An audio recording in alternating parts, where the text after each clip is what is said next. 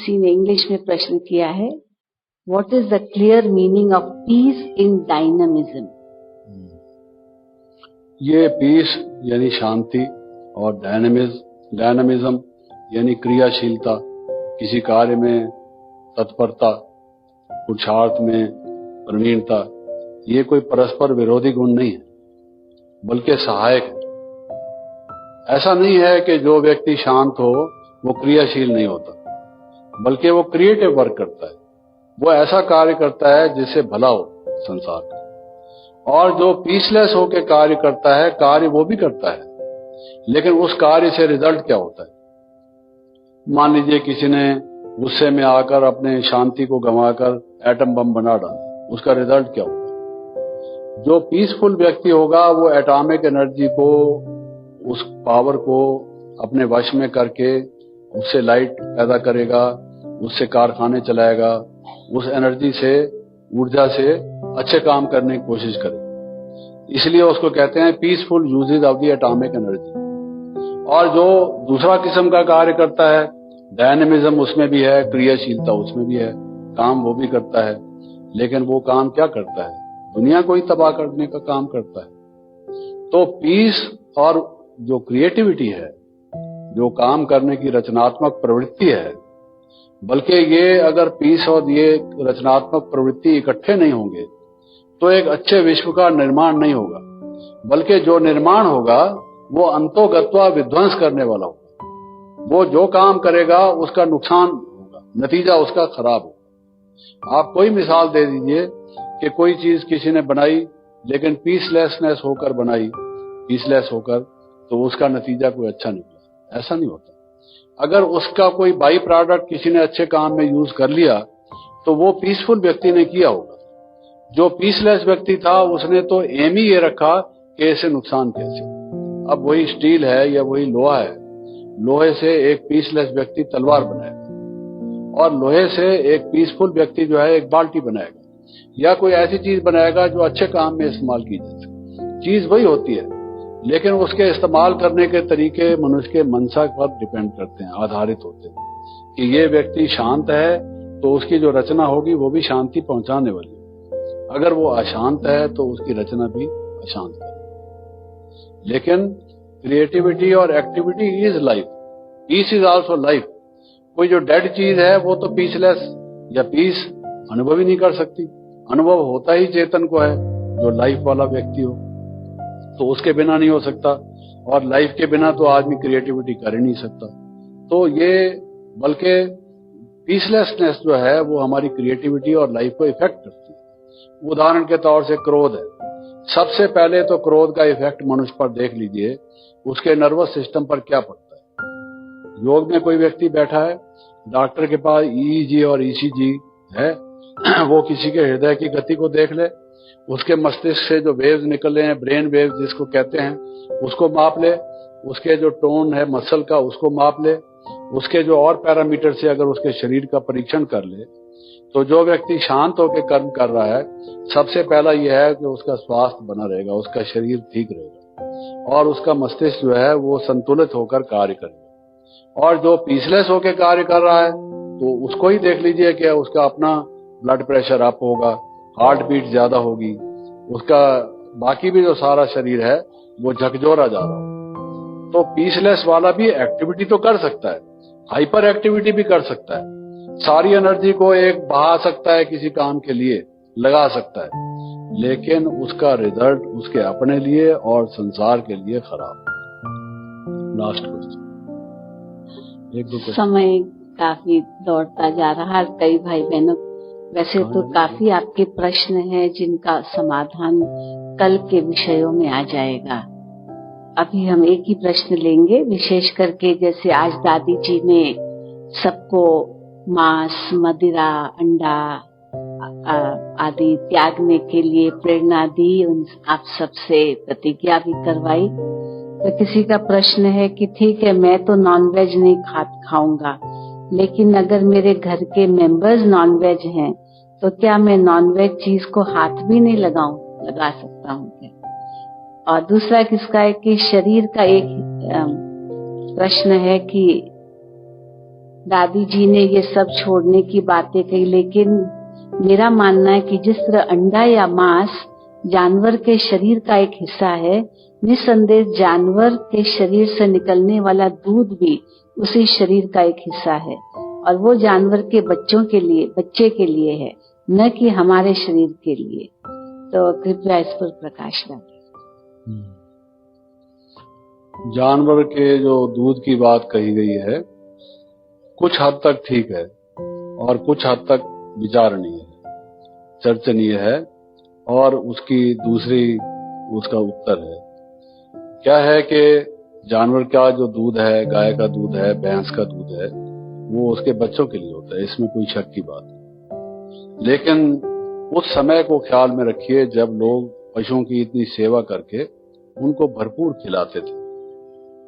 जो एक पालतू जानवर को जिस ढंग से वो पालते थे, गाय को मां कहकर के हमारी माता है, माता का दूध जैसे लिया जाता है, इस प्रकार से ये नहीं कि उसका हक छीनकर बच्चे को अपना पूरा हिस्सा देकर, और गाय इतना दूध दे कि बच्चे की जरूरत से भी ज्यादा दे, और गाय को कमजोरी ना आए, उसको गाय की कई किस्म की चीजें खिलाते थे और उसे इतना प्यार और सम्मान करते थे। ये तो भारत के लिए मशहूर है।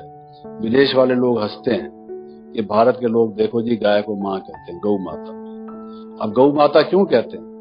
जैसे छोटे बच्चे को मां दूध देती है और उसकी पालना करती है, बचपन से उसके शरीर में वो गया होता है, उसी से जीवन भर उसकी जो हड्डियां बनी, जो उसका मांस बना, जो उसका शरीर बढ़ा, तो उसकी शक्ति उसमें आई।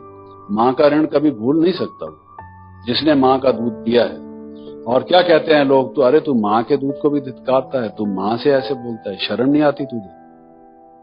कोई मां का एहसान कितना होता है मनुष्य के ऊपर, इसके ऊपर कई कहावतें और स्टोरीज बनी हुई है। निस्संदेह वो कहते हैं जननी जन्म भूमि से स्वर्गात भी करियसी, कि जो मां है और जन्म भूमि है वो स्वर्ग से भी बढ़कर है। तो मां का ऋण कोई कम नहीं होता। आदमी कितना भी बड़ा हो जाए, बादशाह बन जाए और कुछ क्या भी बन जाए, मां फिर भी मां है। वो कहते हैं जब अकबर घर में आता था तो उसको मां कहती थी, अकबरू तू आ गया?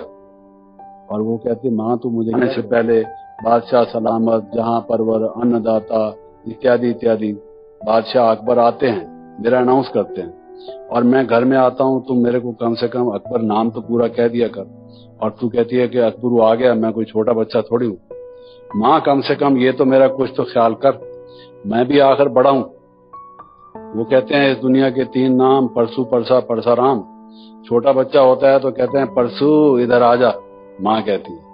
थोड़ा बड़ा होता है तो लोग उसको कहने लगते हैं, परसू मत कहा कर, इसकी सगाई होने वाली है, तो इसका नाम परसा तो कम से कम बुला, परसा इधर आजा। और जब बड़ा होता है तो परसाराम उसको बोलते हैं। बच्चे वाला हो जाता है तो लाला परसाराम बोलते हैं। फर्क पड़ता है, उतना फर्क तो घर में भी पड़ जाता है। और ये बादशाह जहान परवर अकबर साहब हैं और इनको तू अकबरू कहती है, ये तो ठीक नहीं। तो उसने कहा, मैं तो तुझे अकबरू कहूंगी, तू मेरा तो वही छोटा लाल है, मैं तो तुझे उसी तरह से देखती हूँ। तो क्या बोलता है? कहता है, मां मुझे सबसे प्यारा नाम यही लगता है, मैं तो तुझे लाड से कह रहा हूँ, तू मुझे इसी नाम से बुलाया कर। दुनिया ने तो मुझे बोर कर दिया है, ये आते हैं वो आते हैं, वो अपनी तरह से जो कहते हैं उनको कहने दे। घर में आकर मेरी जो सारी थकावट दूर होती है तब होती है जब तू मुझे अकबरू कह के बुलाती है। ये मेरा प्यारा नाम है, मेरे बचपन के वो भोले दिन याद मुझे आ जाते। तो माँ का तो ये है। तो गऊ को माता कहते लोग, उसको कितना तो प्यार करते हैं। हम लोगों ने खुद बचपन में हमारे घर में गऊएं थी, हमने उनकी सेवा की है, उनको पाला है, और गऊ भी हमको कितना प्यार करती थी। पशु भी उसका रेस्पॉन्स देते हैं। आपके पास कोई पक्षी हो, आप उसको प्यार से पालिए, देखिए वो आपको क्या रेस्पॉन्स देता है। मैं ऑस्ट्रेलिया में था, एक व्यक्ति के पास ठहरा हुआ था, वो योग के एक आश्रम का इंचार्ज था। तो जब हम कभी आते थे लोगों को योग वगैरह सिखाकर, विदेशी ऑस्ट्रेलियन ही था वो, तो उसने एक तोता पाल रखा था, उसको कुछ सिखा भी रखा था। तो तोता उसका, वो भी उसके गुण गाता था। जब हम वहां लौटते, दरवाजा खुला और वो कहेगा, David you have come. David तुम आ गए, उसको बोलता है अंग्रेजी भाषा में, डेविड यू हैव कम। जी। और 2-4 उसने सेंटेंसेस ऐसे याद कर रखे थे बड़े प्यार से, ऐसे ऐसे ऐसे। वो अंगुली करेगा, उसको ठुंगा मारेगा, प्यार करते हैं। आप किसी को भी देख लीजिए, अगर आप प्यार करेंगे तो आप फिर प्यार का रिस्पॉन्स करते हैं। पशु भी ऐसे करते हैं। अभी तक 2 कास्ट हैं, सब कास्ट हैं, एक सपरे और एक नागपाल। ये पंजाब की 2 सब कास्ट हैं, सपरा और नागपाल। हमारे भी क्लास फेलोज कुछ सपरा और नागपाल हुआ करते थे और वो सांप और नाग की पूजा किया करते थे। अरे हम कहते भाई तुम दूध पिलाते हो सांप को, वो कहते हैं दुग्धपानम भुजंगानाम विषवर्धनम, कि सांप को तुम दूध पिलाते हो, उसकी जहर बढ़ाते हो और तुम क्या काम करते हो, उससे मजाक किया करते। तो वो ये कहते हैं कि जो सपरे और नागपाल होते हैं उसको सांप काटता नहीं कभी। आज तक हमारे खानदान में ये रिवायत है, कभी किसी ने सांप ने किसी को काटा नहीं। हम कहते थे सांप को कहां से पता लगा तुम्हारी सब कास्ट क्या है, तुम नागपाल हो या, हमें नहीं पता था जब तक तुमने बताया नहीं। तो सांप बेचारा बिल में छिपा हुआ वो निकला, वो ये सोचेगा कि ये नागपाल का घर है, इनके बच्चों को हमने नहीं काटना। ये क्या बात करते हो तुम? कहता था ठीक है, कभी सांप आए तो बेशक मेरे को ले चलो, मजा ले काटे, हमें डर ही नहीं। तो क्या है कि उनके मन में एक फेथ है, भाई हमें सांप काटेगा नहीं, और सांप को भी वो फेथ पहुंचता है। देखिए, मन को मन से राह होती है, दिल को दिल से राह होती है। तो गऊओं की इतनी सेवा लोग करते थे, और वो जैसे उसके बछड़ी बछड़ा होते थे गाय के, घर के मेंबर भी उसके बच्चे होते थे। जैसे उनका हक है उनका भी हक है, ऐसे वो समझते थे और वो उनकी सेवा करते थे। It was a mutual kind of agreement, not written by a lawyer. किसी वकील का लिखा हुआ एग्रीमेंट नहीं था, ये गाय और घर के आदमियों में खुद ब खुद था। अब देखिए, घर में बिल्ली भी रहती है, कुत्ता भी रहता है। वैसे बिल्ली और कुत्ते कितने दुश्मन है एक दूसरे के। देख लेगा बिल्ली को कुत्ता, भागेगा उसके पीछे बड़े जोर से। और जब घर में रहते हैं, एक ही कटोरी में दूध पीते देखा है। शेर का भी कभी कभी फोटो अखबार में आ जाता है, किसी ने पाला हुआ उसके बच्चे को, तो कैसे एक तरफ वो पक्षी पशु सब घर में बैठे हैं।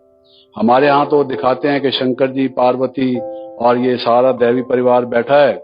किसी का मोर है तो किसी का गरुड़ है तो किसी का सांप है, जो परस्पर विरोधी जानवर हैं, वो सारे फैमिली में इकट्ठे ही बैठे हुए, वो भी अपने आराम से बैठे। ये इस तरह से होता है, तो वो उनका हक जरूर है। आज जो इंसान है, गाय को खाना तो देता नहीं पूरा है जी, उसको लूटता खसूटता है, कोई इंजेक्शन लगा के कुछ करके। तो कोई उनसे कहते थे, महात्मा जी आप तो गरीबों की सेवा करना चाहते हो, बकरी को तो बहुत मेवा खिलाते हो। वो कहते बकरी भी तो हमको दूध पिलाती है, तुम दूध पिलाओ तो तुमको भी खिलाएंगे। ये तो भाई एक इस हाथ दे उस हाथ ले, सौदा नकद बनकद, ये तो वो हिसाब है। तो क्या है कि हमारा हक बनता भी है, हमारा हक नहीं भी बनता है। ये डिपेंड करता है हमारे व्यवहार के ऊपर, इसको आपको समझना चाहिए। और दूसरी, जहां तक मांस की बात है, जान से ही मार डालना किसी को, अरे भाई किसी का जिंदा रहने का हक है या नहीं? इंसान के बच्चे को कोई मारता है तो आप क्या सोचते हो? और हैवान के बच्चे को, जबकि दुनिया में हजारों लाखों पदार्थ हैं खाने को। हलवाई की दुकान पर कितने प्रकार के वो बने हुए हैं, सब्जियां कितने प्रकार की मिलती हैं, फल कितने प्रकार के मिलते हैं, मेवे कितने प्रकार के मिलते हैं। उनको बना बना के एक ही बेसन की कितनी चीजें बनती हैं खाने को, कोई कमी है? उनको ना खाकर किसी के गले पर छुरी मार के उसको खून बहा के उसका खाते हो। पेट है कि कब्रिस्तान है?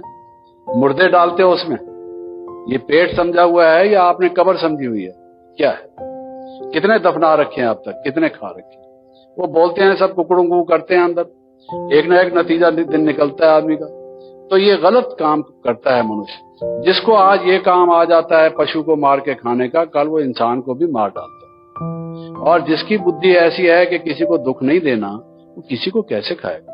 कल तक, अभी देखिए ईद आती है भाई, बकर ईद है ये, अब आज तक वो बकरी घर में पाली जाती है, घर का मेंबर बन गया वो, और आज आप उसको कुर्बान करने जा रहे हो, बकरी को काट के खा रहे हो। अपना अपना इरादा है, विचार है, हर एक को अपना विचार सही लगता है, उनको सही लगता होगा। हम उस ख्याल से किसी से नफरत से किसी से कुछ नहीं कहते, लेकिन हम एक अपना विचार जरूर बताते हैं कि हर एक को जीने का अधिकार, जियो और जीने दो। और जो मेडिकल पॉइंट ऑफ व्यू से ये शरीर को हानिकारक हैं, ये अंडा हो या मीट हो, इसका तो लंबी डिटेल है। आप कभी चाहें, हमारे शरीर की बनावट ही ऐसी है कि हम मीट खा ही नहीं सकते। देखिए, जो हमारी इंटेस्टाइन्स हैं, जो वेजिटेरियन जो जानवर हैं, जो अनाज खाने वाले या सब्जी खाने वाले जानवर हैं, जैसे गाय है, बकरी है, इंसान की अंतड़ियां उसी तरह की हैं, लॉन्ग इंटेस्टाइन है, वो लंबी हैं। जो शेर है, कुत्ता है, जो इस प्रकार के मांस खाने वाले जानवर हैं, उनकी इंटेस्टाइन छोटी हैं, उसमें वो सड़ता नहीं है। हमारे यहाँ जो अगर मीट खा लेता है इंसान, वो प्यूट्रीफाई होता है, वो ठीक नहीं रहता है शरीर के लिए, उसकी बात है। हमारे जबान देख लीजिए, जो जानवर मांस खाने वाले हैं, कुत्ता है या शेर है, जो कोई भी है, वो पानी को पीते नहीं है, सक करते हैं, लिक करते हैं। उनके सामने, कुत्ते के सामने पानी रखो, जबान बाहर निकाल के उसको लेता है। और जो दूसरे हैं, गाय है या वो हैं, वो आप देखेंगे पीते हैं। वो उनके बनावटी शरीर के अलग है। हमारे दांत अलग तरह के हैं, उनके दांत अलग तरह के। हमारे दांत कुछ ऐसे हैं जिनको कैनन टीथ कहते हैं, सारे नहीं, जो काटने वाले हैं, जिससे हम चना काटते हैं, मूंगफली खाते हैं और ये काजू खाते हैं। जब किसी चीज को आप कुतर कुतर करते हैं, तो वो दांत हमारे पास थोड़े हैं मेवा खाने के लिए। मैंने बताया आपको, खाओ बेशक, कोई मना नहीं। उनके जो सारे दांत हैं वो ज्यादा हैं ही कैनन टीथ, क्योंकि उन्होंने मीट को कुतर कुतर करना है। उनकी बनावट अलग है, हमारी बनावट अलग है। क्या हम मांसखोरा इंसान हैं, यानी जानवर हैं? तो ये एक अलग डिटेल है, एक अलग सब्जेक्ट है, उसको मैं डिटेल में नहीं ले रहा। वो डॉक्टर्स ने पहले कई लगाते थे हिसाब कि जी इकोनॉमिक पॉइंट ऑफ व्यू से इतने पशु बढ़ जाएंगे और इतना अनाज खा जाएंगे, ये है वगैरह। सब लोगों ने हिसाब लगाया है कि अगर वो जानवरों को जितना अनाज खिलाया जाता है और अगर वही इंसानों को खिलाया जाए, इसकी जरूरत भी नहीं, वट एवर इट इज। वो तो लंबी डिटेल हम अभी नहीं ले रहे। कहने का भाव ये है, आप तो योगी हो, सोचो ही नहीं, never think of bad thing, it was a dream, let past be past. उसको भूल के अब हमें क्या खाना है, ये हमारा मुख है, मुख से हम हंस हैं, हमको क्या खाना है, मुख में क्या डालना है, क्या नहीं डालना है, पेट में क्या डालना है, हाथ किसकी चीज को लगाना है, ये आप सोचें। It is up to you. हम तो आपको एक अच्छा विचार आपके सामने रखते हैं, आप मर्जी के मालिक हैं, अपना सोच खुद कर सकते हैं। आप क्या पसंद करते हैं, ये कोई बंधन तो है नहीं। अच्छी चीज बताते हैं हम आपको, जिसको स्वीकार हो उसको करो, जिसको ना स्वीकार हो। ओम शांति।